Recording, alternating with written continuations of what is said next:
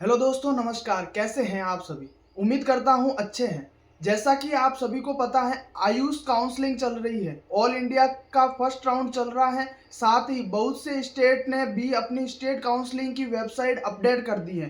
कुछ स्टेट जैसे राजस्थान में काउंसलिंग शेड्यूल आ गया है और रजिस्ट्रेशन भी स्टार्ट हो चुके हैं। कुछ स्टेट में अभी तक सिर्फ वेबसाइट अपडेट हुई है। कुछ के इंफॉर्मेशन ब्रोचर आ गए हैं। लगभग 10 के आसपास सभी स्टेट की स्टेट काउंसलिंग स्टार्ट भी हो जाएगी। आज इस वीडियो में हम बात करेंगे यूपी स्टेट पर। आप यूपी आयुष काउंसलिंग की ऑफिशियल वेबसाइट देख सकते हैं। इस पर अभी तक यूपी की आयुष काउंसलिंग का शेड्यूल नहीं आया है, लेकिन इसका ऑफिशियली ब्रोशर आ गया है। इस वीडियो में हम यूपी की स्टेट काउंसलिंग के रूल रेगुलेशन पर बात करेंगे।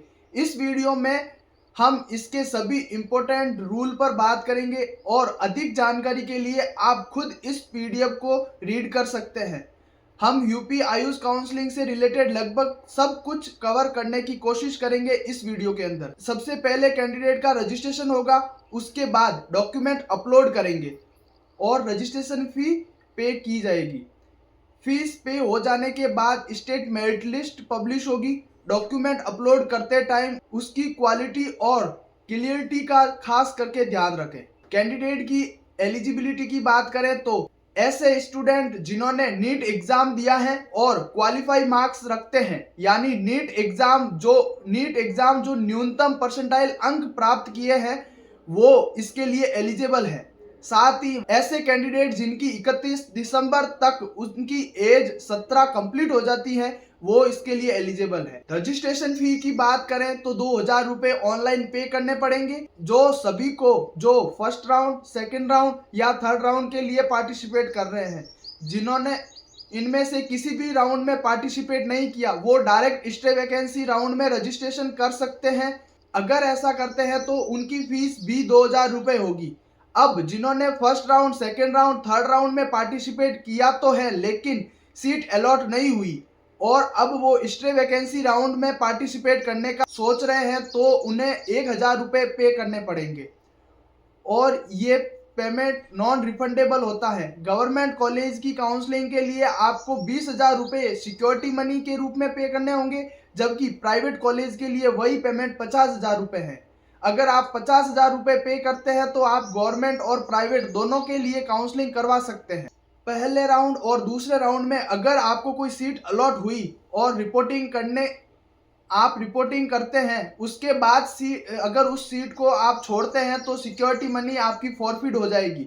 सिक्योरिटी मनी दोबारा पे करके काउंसलिंग के अगले राउंड में पार्टिसिपेट कर सकते हैं, यानी कि काउंसलिंग से आप बाहर नहीं हो रहे हैं, लेकिन आपकी काउंसलिंग फी है वो जब्त कर ली जाएगी, वो फॉरफिट हो जाएगी। ऐसे कैंडिडेट जिन्हें किसी भी राउंड में कोई भी सीट अलॉट नहीं हुई है, या ऐसे कैंडिडेट जिन्हें सीट अलॉट हुई है और उन्होंने उस सीट को ज्वाइन किया है, तो उनकी सिक्योरिटी मनी काउंसलिंग के कंप्लीट हो जाने के बाद रिफंड हो जाएगी।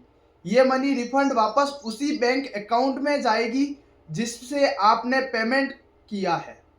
इसलिए सिक्योरिटी मनी अपने खुद के बैंक अकाउंट से ही पे करें ताकि रिफंड के टाइम कोई परेशानी ना हो। अभी आपको 10th की मार्कशीट, 12th की मार्कशीट, नीट का स्कोर कार्ड, अगर आप किसी रिजर्वेशन के हकदार हैं तो category certificate, domicile certificate, identity proof के रूप में आधार कार्ड या फिर इसकी जगह पे driving licence, PAN card, passport भी काम में आ जाएगा।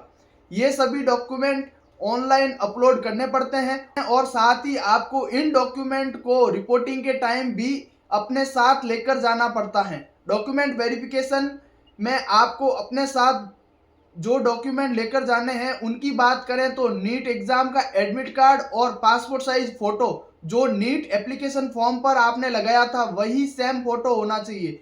इसके अलावा ऑनलाइन रजिस्ट्रेशन का print out, security money deposit की उसका प्रिंट आउट, ये सभी डॉक्यूमेंट आपको फिजिकली वेरिफिकेशन के टाइम लेकर जाना पड़ेगा। यहाँ पर रिजर्वेशन के बारे में बताया गया है, इसे आप देख सकते हैं। अब आगे यहाँ पर round wise rule and regulations बताए गए हैं।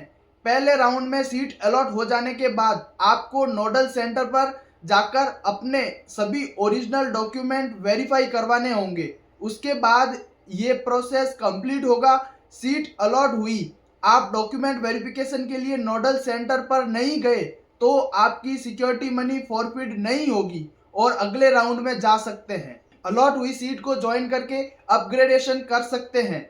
अगर आपको सीट अलॉट हुई, आप रिपोर्टिंग के लिए गए, अब सीट को विड्रॉल करें तो आपकी सिक्योरिटी मनी फॉरफिट हो जाएगी। यानी कि पहले राउंड के अंदर अगर आपको वो कॉलेज जो अलॉट हुई है वो चाहिए तो आप वहां पर रिपोर्टिंग के लिए जाएं। अगर वो कॉलेज आपको नहीं चाहिए तो आप रिपोर्टिंग के लिए जाएं ही नहीं। सेकेंड राउंड की बात करें तो जिन्होंने फर्स्ट राउंड में पार्टिसिपेट नहीं किया था वो इसमें डायरेक्ट रजिस्ट्रेशन कर सकते हैं। फर्स्ट राउंड में जिन्हें सीट अलॉट नहीं हुई वो वापस न्यू चॉइस फिलिंग करेंगे। फर्स्ट राउंड की सीट को अपग्रेडेशन करवाने वाले कैंडिडेट भी डायरेक्ट फ्रेश चॉइस फिलिंग करेंगे। ऐसे कैंडिडेट की फर्स्ट राउंड की सीट कैंसल हो जाएगी अगर इस राउंड में न्यू सीट अलॉट हो जाती है तो, वरना फर्स्ट राउंड की सीट आपके पास सेफ रहेगी। सेकेंड राउंड में अगर सीट अलॉट हुई तो उसे ज्वाइन कर सकते हैं। अगर आप रिपोर्टिंग के लिए नहीं जाते हैं तो आप थर्ड राउंड में पार्टिसिपेट कर सकते हैं। इसका मतलब ये है कि फर्स्ट राउंड और सेकेंड राउंड दोनों में आपको फ्री एग्जिट का ऑप्शन मिलता है, बस आपको रिपोर्टिंग के लिए नहीं जाना है। लेकिन अगर आप रिपोर्टिंग करने के लिए जाते हैं, आपकी रिपोर्टिंग होती है तो आप उस सीट को नहीं छोड़ सकते। थर्ड राउंड में आपको सीट ज्वाइन करना कंपलसरी है, अन्यथा आपकी सिक्योरिटी मनी फॉरफिट होगी। अब अगर आपको किसी भी राउंड में कोई सीट अलॉट नहीं हुई तो आप स्ट्रे वैकेंसी राउंड में पार्टिसिपेट कर सकते हैं। इसके लिए आपको वापस से रजिस्ट्रेशन करना पड़ेगा, लेकिन आपकी रजिस्ट्रेशन फीस 1000 रुपये लगेगी। अगर आपने अभी तक किसी भी राउंड में पार्टिसिपेट नहीं किया है तो आप 2000 रुपये रजिस्ट्रेशन फी के साथ रजिस्ट्रेशन करवा सकते हैं। इस राउंड में अलॉटेड सीट को आप ना तो छोड़ सकते हैं और ना ही अपग्रेड करवा सकते हैं। आपको नोडल सेंटर पर अपने सभी ओरिजिनल डॉक्यूमेंट के साथ उपस्थित रहना पड़ेगा।